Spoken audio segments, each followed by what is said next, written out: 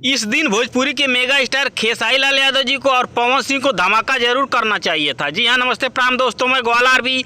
दोस्तों इसी के बारे में आज हम लोग बातचीत करने वाले हैं इस वीडियो में। तो दोस्तों अगर आप मेरे चैनल पे नए हैं और मेगा स्टार खेसारी लाल यादव जी के सच्चे वाले फैन हैं तो वीडियो को दिल से लाइक करके ग्वाल आरबी चैनल को सब्सक्राइब करना बिल्कुल ना भूलें। दोस्तों जैसा कि आप लोगों को मालूम ही होगा कि अब सावन चढ़ चुका है और सावन के शुभ पावन अवसर पर सावन का गाना भी बैक टू बैक आप लोगों के बीच में पवन सिंह और खेसारी लाल यादव जी का आना भी शुरू हो चुका है। और कल सावन का पहला सोमवार है। सावन के पहले सोमवार के दिन पवन सिंह और खेसारी लाल यादव जी को नए बोलबम गाने को भी छोड़ना चाहिए था, जो कि शुभ दिन था। और कल बहुत ही ज्यादा यूट्यूब पर पवन सिंह और खेसारी लाल यादव जी के नए बोलबम गाने को भी सर्च किया जाएगा और गाने पर बहुत ही अच्छा रिस्पांस मिलता। चाहे पवन सिंह का गाना रहता चाहे खेसारी लाल यादव जी का गाना रहता, दोनों लोगों के गाने पर बहुत ही अच्छा रिस्पांस मिलता और साथ में ही भोले बाबा का बहुत ही ज्यादा आशीर्वाद भी मिलता, जो कि आज भी बहुत ही अच्छा रिस्पांस मिल रहा है। एक बहुत ही जबरदस्त और शानदार भोजपुरी के मेगा स्टार खेसारी लाल यादव जी का नया बोलबम गाना आप लोगों के बीच में रिलीज किया गया है, जिस गाने का नाम है ऐरान बम। इस गाने को 13 घंटा में 1,40,000 लाइक्स मिल चुके हैं, जैसा कि आप लोग स्क्रीन में देख सकते हैं। और हाँ, एक बहुत ही बड़ी जानकारी और मैं आप लोगों को बता देना चाहता हूँ कि खेसारी लाल यादव जी का एक बहुत ही जबरदस्त और शानदार नए बोलबम गाने के पोस्टर को